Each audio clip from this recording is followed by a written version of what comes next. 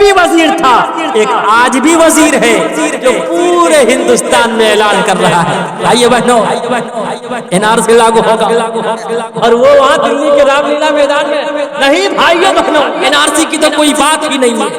तब मुझे याद आता पहले छोटे छोटे बच्चे मोबाइल, व्हाट्सएप और ट्विटर पर मोटू और पतलू का तमाशा देखते थे।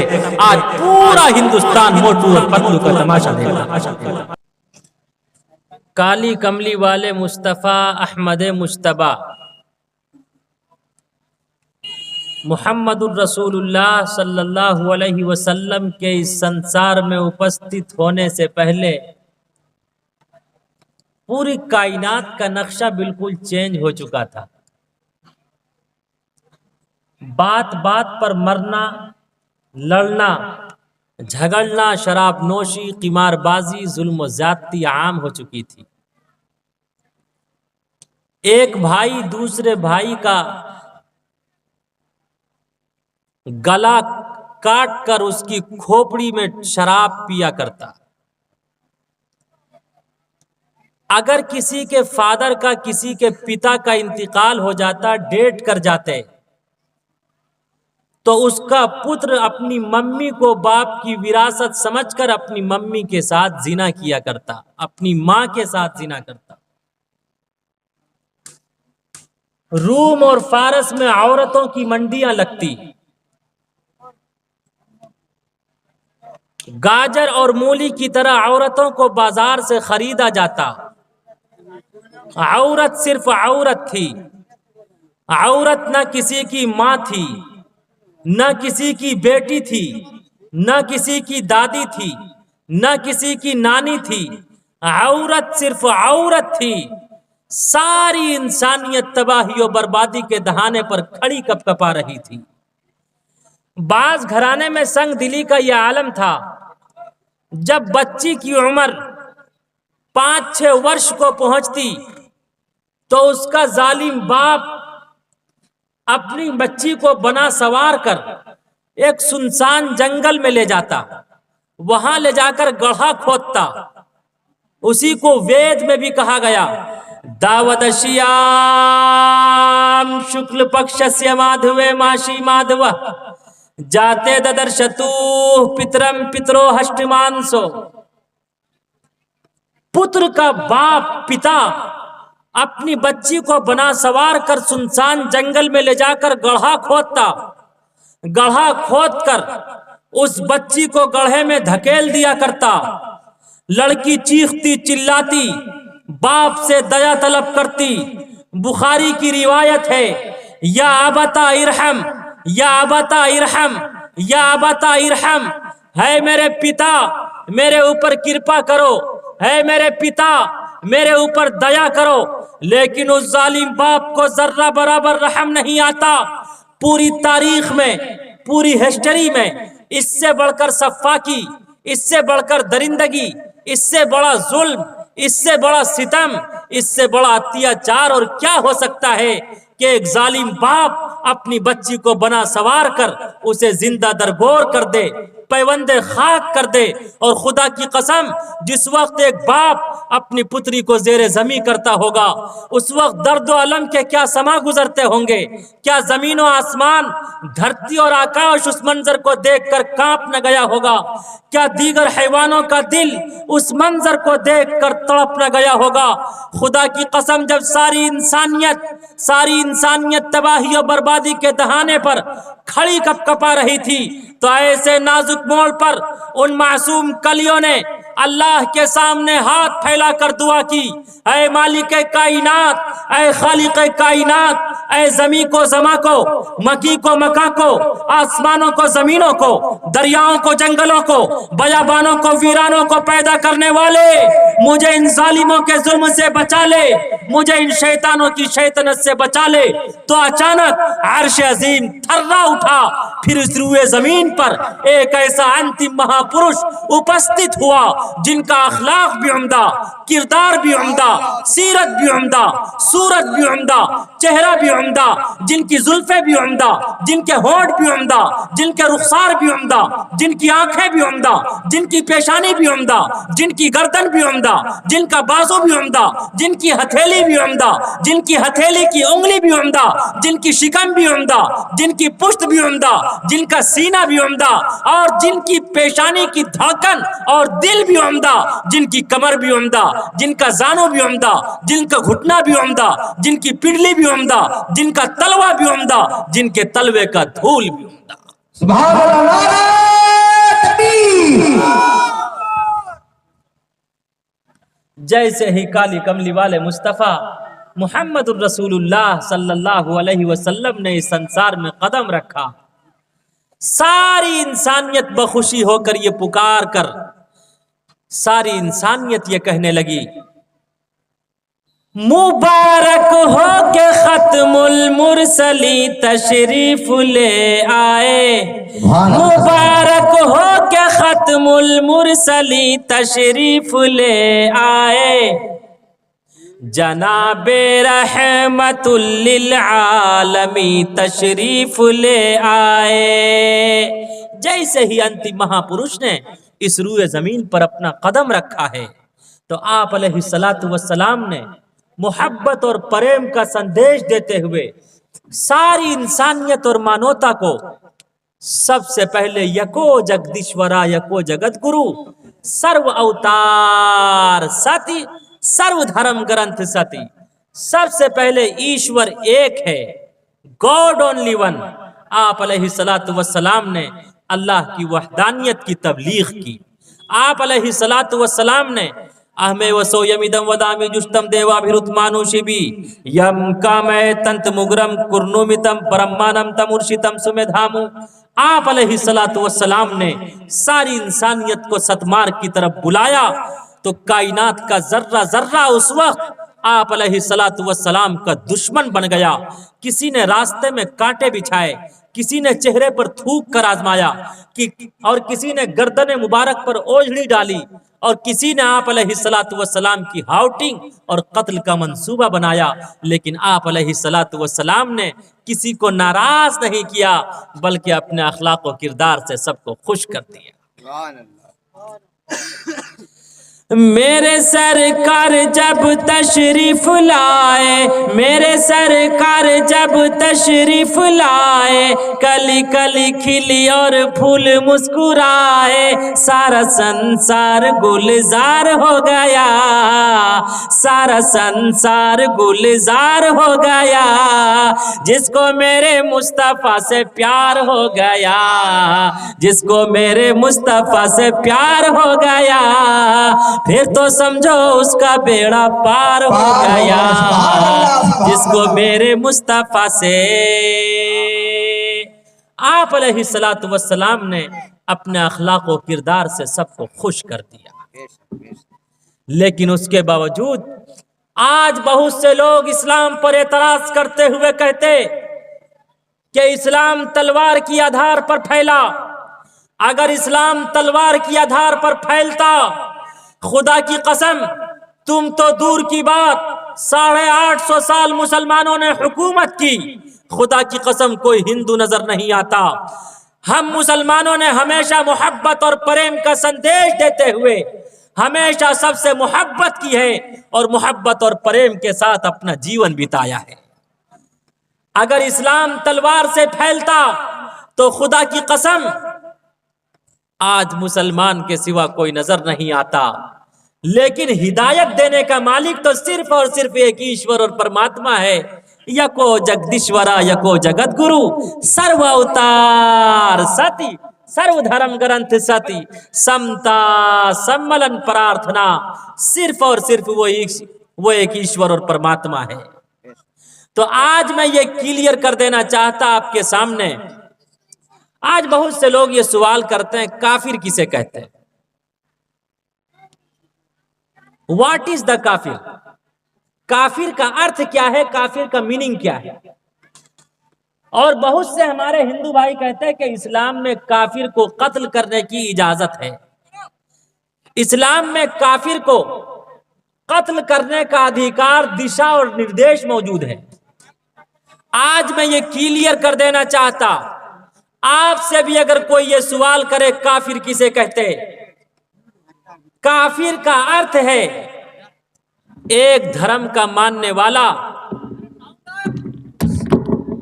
सावन ठीक है, हजरत हल्का बोल रहे हैं ना, उसके लिए आवाज फिर जा रहा है। नहीं सावन ठीक है, ठीक है, रहने दीजिए रहने दीजिए। आवाज बहुत अच्छा है हल्का की। देखिए, चूंकि मुसलसल 2 महीने से कोई दिन खाली नहीं है, तो जाहिर सी बात है मैं भी इंसान हूँ, तो ये है कि वक्तन फवक्तन जहाँ वैसी ज़रूरत पड़ेगी तो आवाज़ बुलंद होगी, और आप वहाँ से हट जाइए वरना आपको सब परेशान करेंगे। ठीक है, और मसला यही है कि किसी को छेड़ो मत वरना कोई छोड़ेगा नहीं, तो वहाँ से हट जाइए, आप हट के बैठिए, वरना कोई कहेगा इधर सीधा करो, कोई उधर, बल कान पकड़ के अमेठते रहिए। आप उसका बैठेंगे, सब लोग आपका बैठेंगे, इसलिए वहां से थोड़ा सा आप हट के रहिए। The believers said to their apostles, we will drive you out of our land. आप थोड़ा एक तरफ में हो जाइए। तो व्हाट इज द काफिर? काफिर का अर्थ है एक धर्म का स्वीकार करने वाला दूसरे धर्म की निगाह में काफिर है। एक धर्म गुरु दूसरे धर्म गुरु की निगाह में काफिर है। आसान लफ्ज में इसे यूं समझिए, आसान शब्द में, हिंदू मुस्लिम की निगाह में काफिर, मुस्लिम हिंदू की निगाह में काफिर, क्रिश्चियन सिख की निगाह में काफिर, सिख क्रिश्चियन की निगाह में काफिर। लेकिन काफिर का अर्थ यह बिल्कुल नहीं कि एक धर्म का स्वीकार करने वाला दूसरे धर्म के स्वीकार करने वाले को कत्ल की इजाजत देता। जब जब धर्म के हानि होई बाढ़ी असुर अधम अभिमानी। धर्म गलत नहीं होता, मनुष्य का कर्म गलत होता। हाथ में माला है, गले में माला है, लेकिन दिल सरापा काला है। माला फेरत जुग भया, माला फेरत जुग भया, फिरा न मन का फेर कर का मन का डार दे, मन का फेर, मन का फेर। आज जरूरत है कि हम सब अपने मन के पाप को पाक और पवित्र करें। जब तक हमारे मन का पाप पाक और पवित्र नहीं होगा, उस वक्त तक ईश्वर की तरफ से अधिक कृपा नहीं होगी।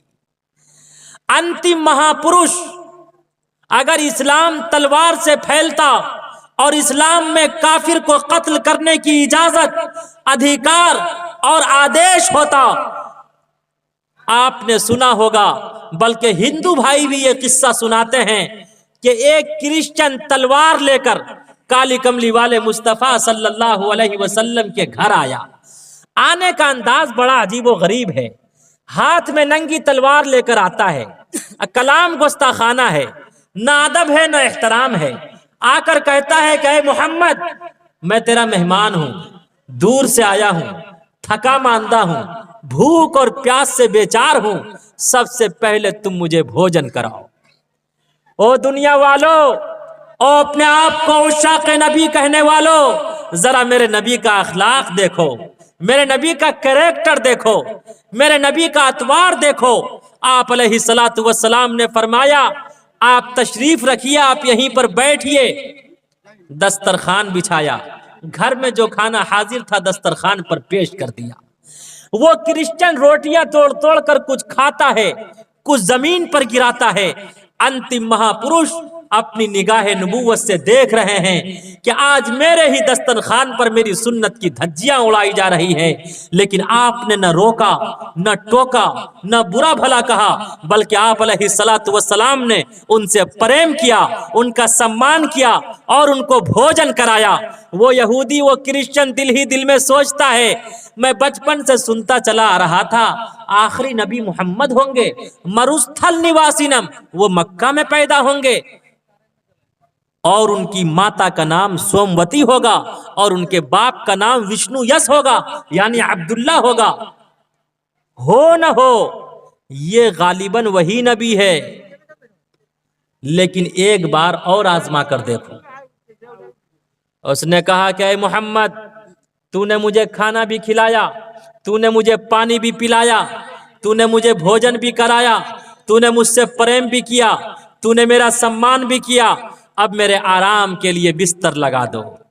ऐ मुसलमानों, आप अलैहिस्सलातु वस्सलाम के घर एक ही बिस्तर मुबारक था, उसी पर आप आराम फरमाते थे, उसी पर सय्यदुल मलाइका राम पुरुष आकाशवाणी को लेकर अवतरित हुआ करता था।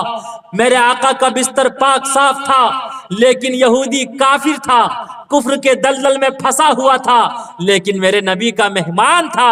वो यहूदी सोचने लगा, मैंने मोहम्मद को हर तरह से आजमाया, बिल्कुल हक पाया, सच पाया, खरा पाया, उम्दा अखलाक व किरदार वाला पाया, लेकिन आज उसे अब आजमा कर देखूंगा। उसने मेरे नबी के बिस्तर पर पेशाब किया, पाखाना किया, पेशाब और पाखाना कर कर बिस्तर को नजीस और नापाक किया, और रात की तन्हाई में ही, रात की तारीकी में घर की तरफ 9-11 हो गया।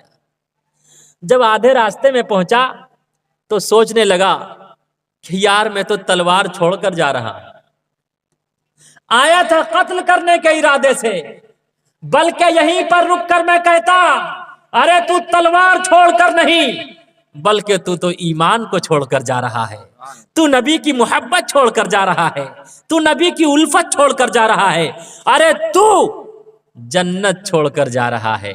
Guide us to the path that is straight. उधर आप अलैहिस्सलातु वस्सलाम मेहमान की खबरगिरी के लिए आते हैं, तो देखते क्या है, बिस्तर खाली है, मेहमान गायब है, बिस्तर से बदबू आ रही है। आप अलैहिस्सलातु वस्सलाम ने अम्मा आयशा सिद्दीका रज़ियल्लाहु ताला अन्हा से फरमाया, वो आयशा सिद्दीका जो अज़वाज में खलीका थी, कहिए सुभान अल्लाह, अज़वाज में खलीका थी, कायनात में बासलीका थी, बाग़े नबुव्वत की अंदलीबा थी, हबीब खुदा की हबीबा थी, उम्मत पे शफीका थी, पूरे संसार में सबसे ज्यादा आप अलैहिस्सलातु वस्सलाम की चहीता थी। आप अलैहिस्सलातु वस्सलाम ने अम्मा आयशा से फरमाया कि आए आयशा लोटे में पानी लो।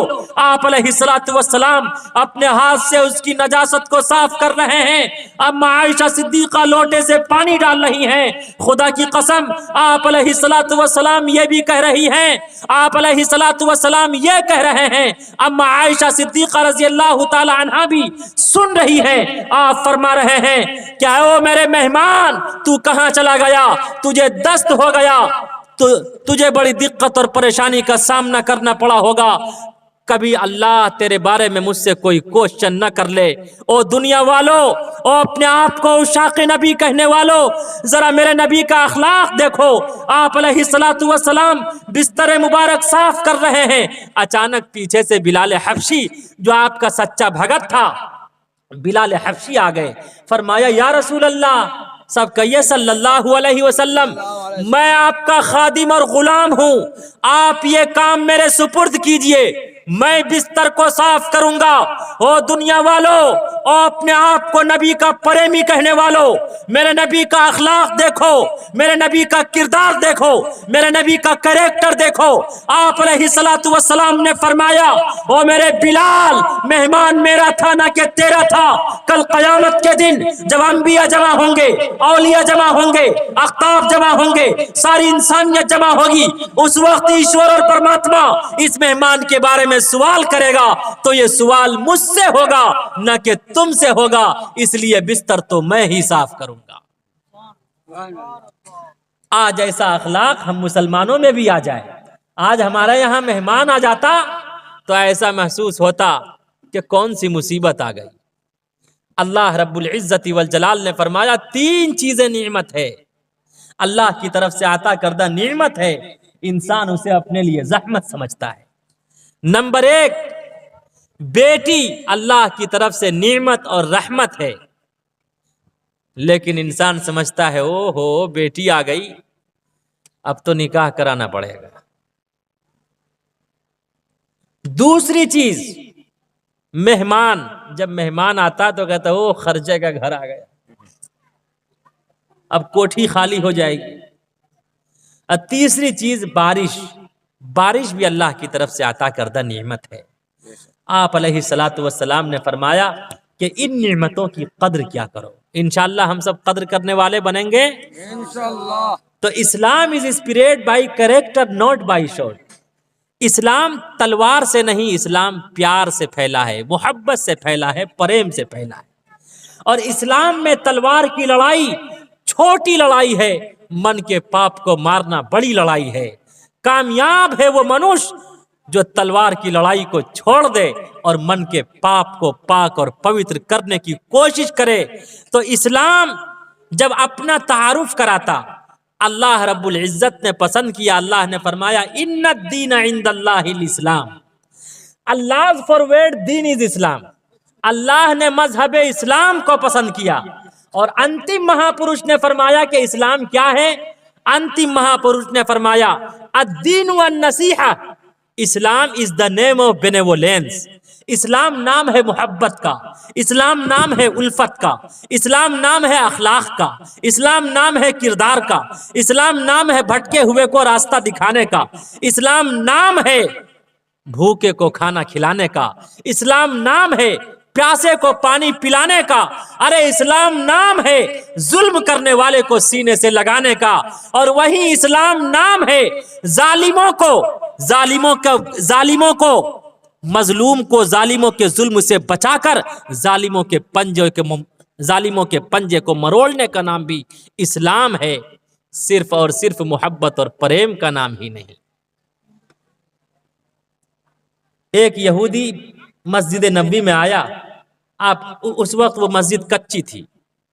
आकर पैंट का चैन खोला, चालू कर दिया, पेशाब करना शुरू कर दिया।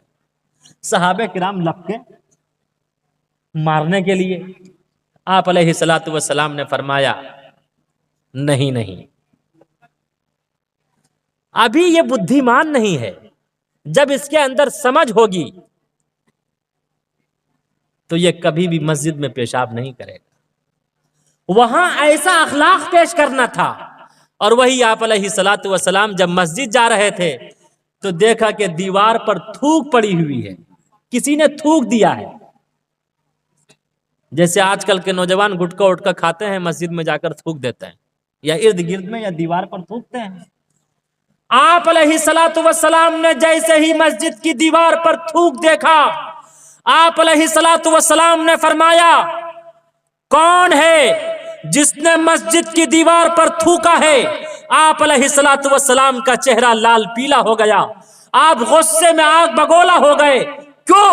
अरे वहां यहूदी पेशाब कर रहा है मस्जिद के अंदर, आप गुस्से में आग बगोला नहीं हो रहे, आप इमोशनल नहीं हो रहे हैं, लेकिन यहां पर सिर्फ दीवार पर थूक पड़ा हुआ है, आप गुस्से में आ रहे हैं। वजह यह है कि वहां पेशाब करने वाला यहूदी था, वो ला इल्म था, उसे पता नहीं था, या वो आपको चिढ़ाने के लिए कर रहा था। लेकिन यहाँ जो मस्जिद पर थूका है, ये कोई न कोई मुसलमान थूका है। अरे वो मुसलमान जो ईश्वर और परमात्मा को मानता हो, अपने सजदों से मस्जिद को सजाता हो, वो मस्जिद की दीवार पर थूके, ऐसा हो ही नहीं सकता। अरे मुसलमान तो पैदा किया गया है ईश्वर और परमात्मा की इबादत और रियाजत के लिए, और ईश्वर और परमात्मा के घर की हिफाजत के लिए। तो अखलाक सिर्फ नरमी का नाम नहीं है। ये जो लाइट जल रही है, इसमें गर्म तार भी है, नर्म भी है।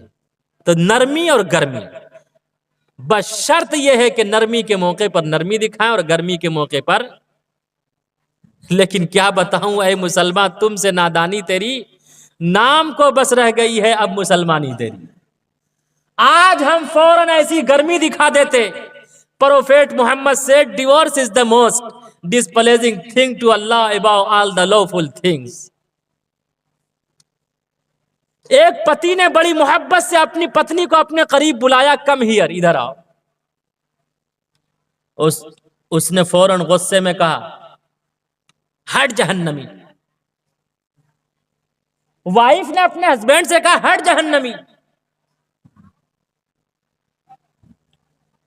पति ने फौरन कहा कि अगर मैं जहन्नमी हुआ तो तुझे 3 तलाक। आज ये हो रहा है या नहीं? बोल तो दिया, लेकिन बोलने के बाद फिर आहो बुका सावन भादो की तरह आंसू बरसाने लगा कि मौलाना खादिम हुसैन साहब इस मसले को हल कर दीजिए, मसला मुसला हो गया। हिफ्जुर रहमान भाई जल्दी से हल करवाइए, कारी साहब जल्दी से हल करवाइए। देखिए मुफ्ती साहब को पकड़िए। बोल तो दिया, लेकिन उसके बाद आहो बुका करने लगा, अख्तर शुमारियां करने लगा, रोने लगा, गिड़गिड़ाने लगा। अरे हिचकियां बन गई। तमाम के तमाम उलमा को, मुफ्तियान किराम को जमा किया गया। कहा कि बताइए तलाक वाक़े हुई या नहीं? कहा तलाक वाक़े हो गई। एक ने कहा तलाक वाक़े हो गई, दूसरे ने कहा तलाक पड़ गई, तीसरे ने कहा पड़ गई, चौथे ने कहा पड़ गई, सब ने कहा पड़ गई। लेकिन एक इमाम अबू हनीफा का शागिर्द था। इमाम अबू हनीफा के शागिर्द ने उसको अपने करीब बुलाया और कहा कि बता तूने कभी कोई गुनाह कबीरा किया है या नहीं? कहा मैंने कभी गुनाह कबीरा तो नहीं किया, अलबत्ता एक दिन ऐसा हुआ कि मेरे गूफे में जहां मैं आराम किया करता था, मैं राम रहीम तो ना था, आज जो राम रहीम है, मैं राम रहीम तो ना था, मैं गूफे में आराम कर रहा था। एक बांदी आई, एक लड़की आई, बड़ी खूबसूरत हसीना थी। मैंने उसकी तरफ हाथ बढ़ाया, उसने फौरन कहा अय्युहल मलिक इत्तकिल्लाह, ऐ अल्लाह के बंदे अल्लाह से डरो, अल्लाह का खौफ, अल्लाह की खशियत अपने दिल में पैदा करो और मेरे तरफ हाथ मत बढ़ाओ। इतना कहना था कि मेरा दिल लरज गया, मैं कांप उठा, मैं गुनाह करने से रुक गया। उसके सिवा दुनिया में और मेरी जिंदगी में कभी ऐसा कोई दिन नहीं आया कि मैंने कभी किसी के तरफ कोई दस्त दराजी की हो, कभी कोई गुनाह क्या हो या किसी गुनाह का इर्तिकाब क्या हो। उसी वक्त उसने कहा तो सुन, अल्लाह का कुरान कहता व अम्मा मन खाफ मकाम रब्बिही व नहन नफ्स अनिल हवा फइन्नल जन्नत हियल मावा। जिसका दिल अल्लाह के खौफ से, अल्लाह की खशियत से, अल्लाह के डर से कांप जाए और वो गुनाह से रुक जाए तो वो जन्नती तो हो सकता है, लेकिन वो जहन्नमी नहीं हो सकता। जा, तेरी बीवी पर कोई तलाक नहीं पड़ी। इस्लाम है, कुरान है, हमें गुनाह से बचाना चाहता है, लेकिन हम गुनाहों की तरफ जा रहे हैं। हारून रशीद का नाम सुना होगा। हारून रशीद ने एक मर्तबा अपनी बीवी से कह दिया, आज रात अगर तू मेरी हुकूमत, सल्तनत और बादशाहत में रही तो तुझे तीनों तलाक। इतना बड़ा बादशाह जो आसमान में बादल देखता था तो कहा करता था, है बादल तू यहां बरस, वहां बरस, चाहे जहां बरस, तू जहां भी बरसेगा तो मेरी ही हुकूमत और सल्तनत में बरसेगा। इतनी बड़ी हुकूमत थी। और उस वक्त प्लेन का जमाना नहीं था कि मैं बैठा पटने से आज आपके पास पहुंच गया। उस वक्त प्लेन का जमाना नहीं था। घोड़े पर बैठकर इंसान कितना कहां जा सकता है। अब बहुत हैरानो परेशान, और जुबैदा उनकी बहुत खूबसूरत, पाक और पवित्र और सुंदर पत्नी थी। ऐसी होम मेकर थी कि उसका कोई जवाब नहीं। कह दिया, लेकिन पछताना शुरू कर दिया। तमाम के तमाम उलमा को, मुफ्तियाने किराम को इकट्ठा किया, कहा बता तलाक वाक़े हुई या नहीं। तमाम के तमाम उलमा ने यही फतवा दिया कि तेरी बीवी पर तीनों तलाक वाक़े हो गई। दूसरे ने भी, तीसरे ने भी, चौथे ने भी, सब ने यही कह दिया। लेकिन एट लास्ट में एक इमाम अबू हनीफा का शागिर्द था, उसने कहा सुनो, सारी इंसानियत बल्कि पूरी कायनात पर तुम्हारी हुकूमत हो सकती। आज रात इसको मस्जिद में ठहरा दो, इसकी हुकूमत, तमाम चीजों पर तुम्हारी हुकूमत हो सकती है, सल्तनत हो सकती है, हुक्मरानी हो सकती है, तुम सुपर पावर हो सकते। लेकिन याद रखो, मस्जिद पर अल्लाह के सिवा किसी की हुकूमत नहीं हो सकती। व अन्नल मसाजिद लिल्लाह फला तदउ मअल्लाह। अरे मस्जिद तो अल्लाह का घर है, मस्जिद सिर्फ और सिर्फ ईश्वर और परमात्मा का घर है। आज रात अपनी वाइफ को मस्जिद के अंदर ठहराओ, खुदा की कसम इस पर कोई तलाक वाक़े नहीं होगी। इसलिए कि अल्लाह का कुरान कहता व अन्नल मसाजिद लिल्लाह फला तदउ मअल्लाह। मस्जिद पर सिर्फ एक ईश्वर और परमात्मा की हुकूमत और सल्तनत चल सकती है। आज हम भी कैसी मोहब्बत और प्रेम करने वाले हैं। खूब कहते हैं आई लव यू। जानते हैं आई लव यू का क्या अर्थ है? नहीं जानते हैं? हिफ्जुर रहमान भाई कह रहे हैं मैं नहीं जानता हूं। कारी साहब आप जानते हैं? हाँ ये जानते हैं। लेकिन आज मैं आप लोगों को बताना चाहता, आप लोग जानते हैं आई लव यू का क्या अर्थ है? अगर आई लव यू अपनी मम्मी से कहें, my mother I love you, my sister I love you, तो इसमें सवाब है या अजाब है? अरे बोलो। अगर मम्मी से कहें I love you my mother तो सवाब है? अरे बोलो। और अपने बाप से कहें I love you my father, सवाब है? अपनी बेटी से कहें I love you my daughter, सवाब है? बेटे से कहें सवाब है, बहन से कहें सवाब है, रिश्तेदारों से कहें सवाब है, और वही रास्ते में चलने वाली लड़की से कह दे आई लव यू। अरे बोलो क्या है? अरे सवाब है या अजाब है? अरे आगे से पीछे तक बोलो। अरे अजाब है। बल्कि हिफ्जुर रहमान भाई कह रहे हैं कि वो तो सैंडल है। मिर्जा गालिब से किसी ने कहा चप्पल मुजक्कर है या मुअन्नस? तो मिर्जा गालिब ने कहा कि अगर जोर से लगे तो मुजक्कर, आहिस्ता लगे तो मुअन्नस। का चप्पल जेंट्स है या स्त्री है? दूसरे लफ्जों में चप्पल जेंट्स है या स्त्री है? तो मिर्जा गालिब ने कहा कि अगर जोर से लगे तो जेंट्स है, आहिस्ता लगे तो स्त्री है। लेकिन याद रखो, मैं कहता हूं जोर से अगर लगेगा तो वो चप्पल या तो बाप का लगेगा, या भाई का लगेगा, या असातिज़ा का लगेगा, या बड़ों का लगेगा, या इर्द गिर्द के जिम्मेदारों का लगेगा। लेकिन आहिस्ता अगर लगेगा तो वो जोर से भी ज्यादा वजनी होगा। ये आप अलैहिस्सलातु वस्सलाम ने फरमाया। एक हदीस में आप अलैहिस्सलातु वस्सलाम ने फरमाया माँ की भी इज्जत करो, बीवी की भी इज्जत करो, इसलिए कि माँ के कदमों के नीचे जन्नत है। और जिसने माँ की खिदमत की, माँ का सम्मान किया, तो माँ के कदमों के नीचे जन्नत है। और जिसने बीवी की इज्जत की और बीवी का सम्मान किया, मोहब्बत और प्रेम के साथ अपनी बीवी का जीवन बिता दिया।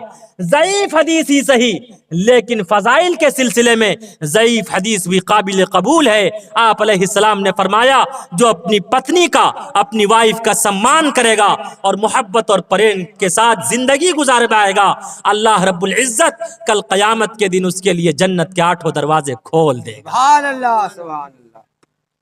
लेकिन मैं यहीं पर रुककर अपनी माँ बहनों से भी कहना चाहता, हमारी माएँ बहनें भी कम नहीं हैं। वो नौजवानों से कहती है गुस्से में आकर, अगर एक बाप का बच्चा है तो तीनों देकर दिखा। शैतान तीनों उंगली करता।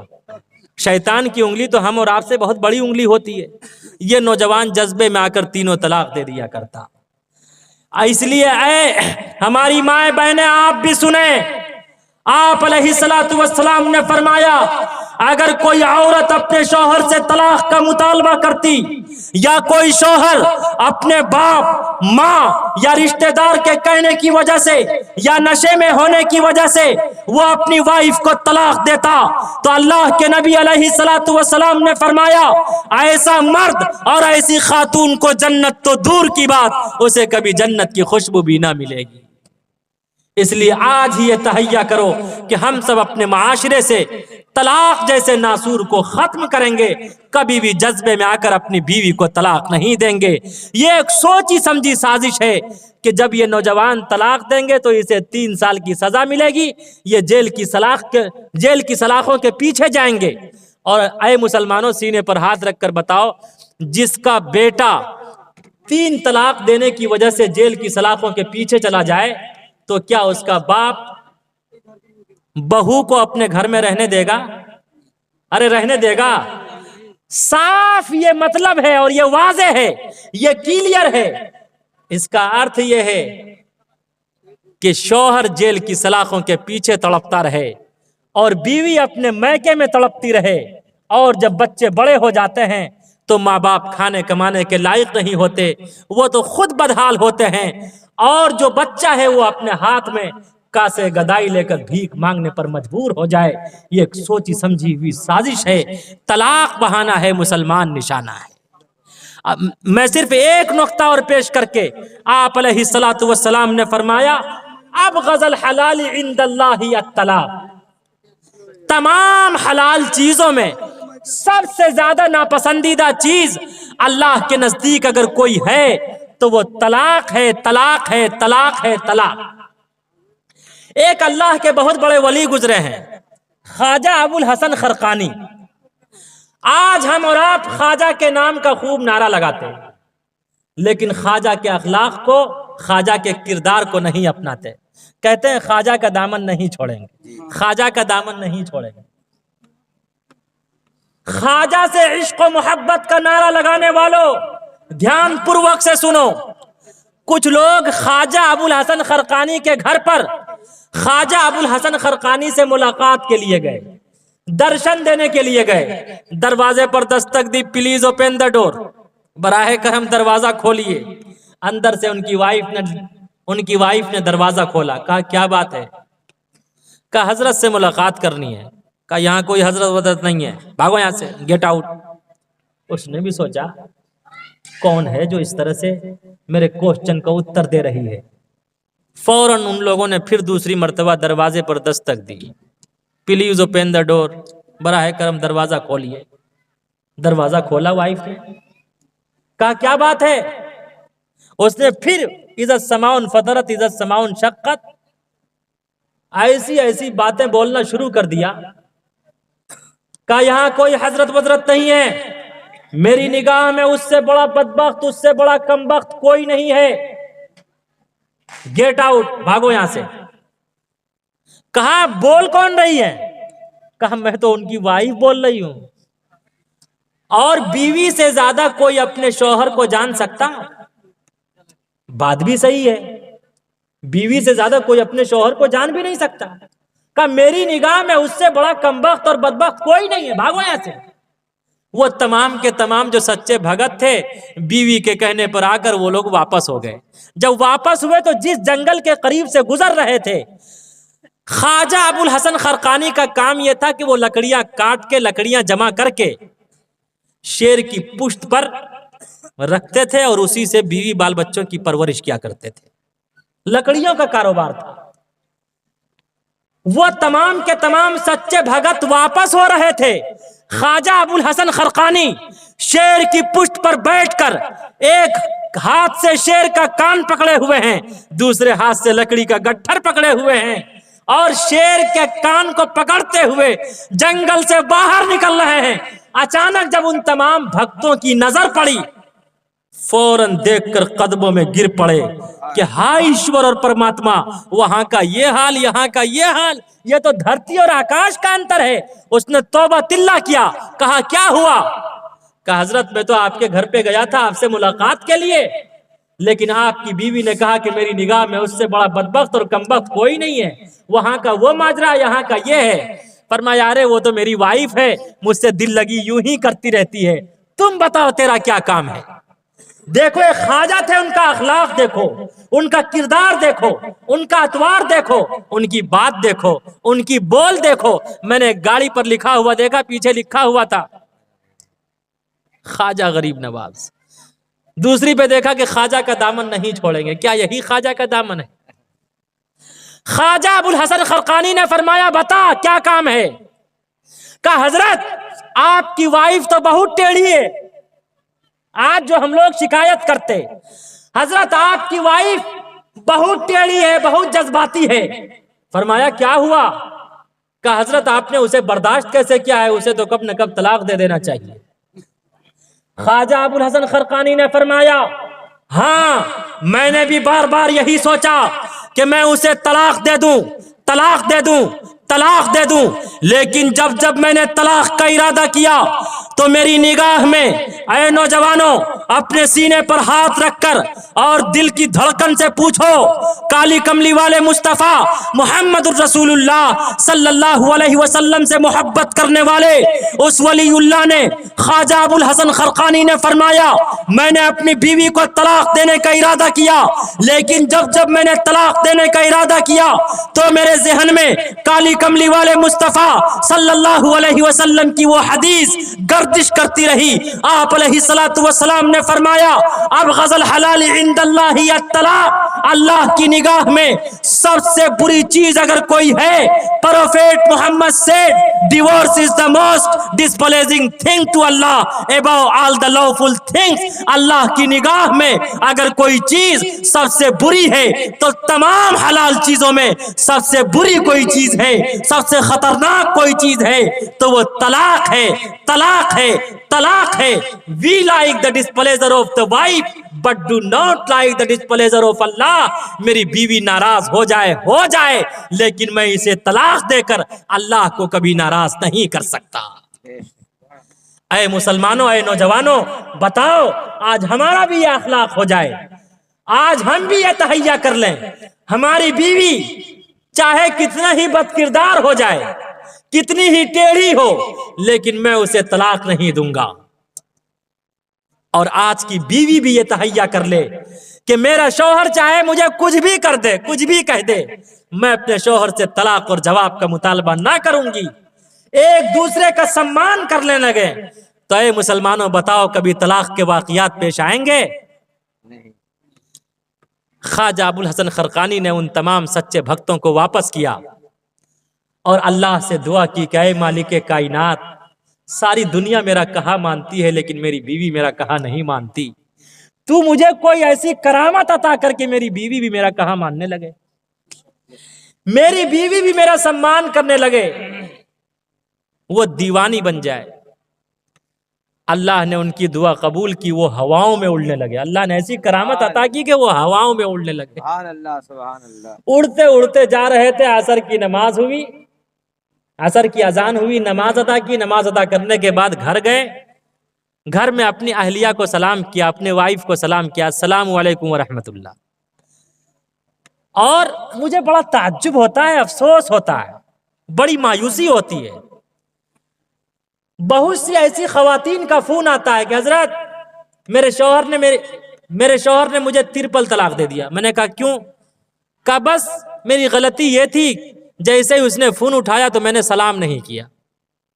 अरे नौजवानों, सब्जी में नमक ज्यादा हो जाए, मिर्च ज्यादा हो जाए, सलाम न कर पाए, कुछ बोल दे तो ये कोई तलाक का रीजन है?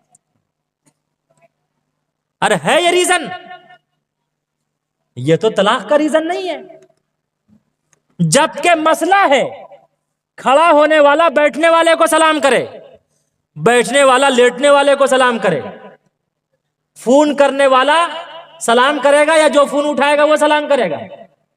मसला यह है जो फोन करेगा वो सलाम करेगा, शौहर फोन करेगा तो शौहर सलाम करेगा, बाप फोन करेगा तो बाप सलाम करेगा, बेटा फोन करेगा तो बेटा सलाम करेगा। लेकिन आज मामला यह है कि बीवी सलाम करेगी, माँ सलाम करेगी, बेटी सलाम करेगी। आज कौन कौन घर जाके अपनी बीवी और माँ को सलाम करेगा? हाथ उठाकर बताएं। करेंगे सलाम ना अपनी वाइफ को? हंसने की जरूरत नहीं है। अपना बच्चा रोए तो दिल में दर्द होता, दूसरे का रोए तो सर में दर्द होता। अपना छुआ रोए,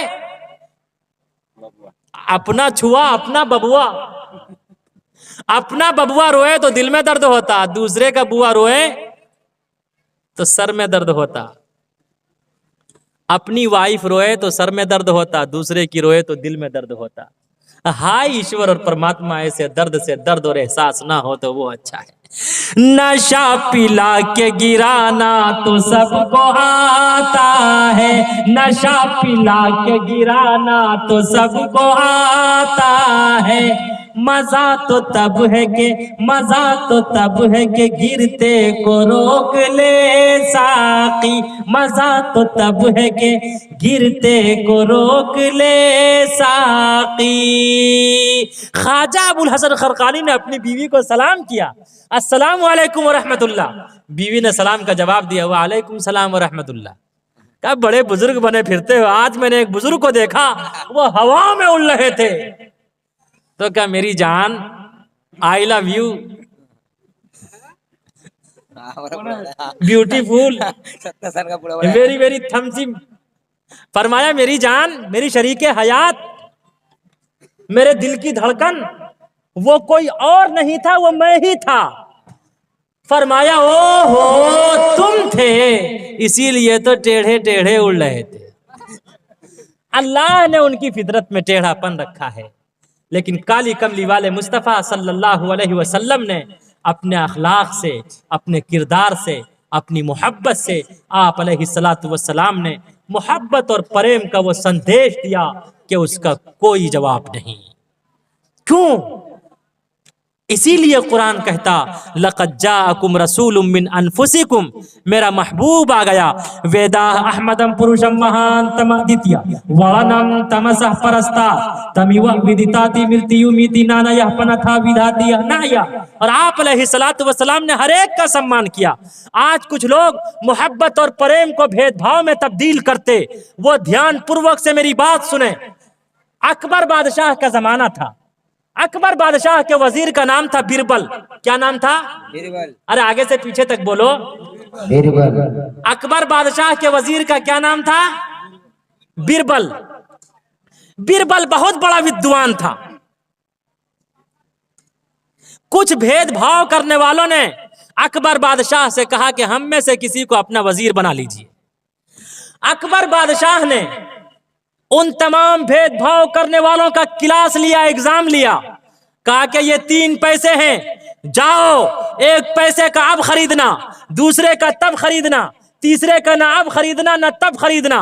वो तमाम के तमाम गए, थोड़ी देर के बाद वापस आ गए। कहा कि बादशाह सलामत, अब मिला तब मिला, ना अब मिला ना तब मिला, 3 पैसे वापस, 3 पैसे वापस कर दिए।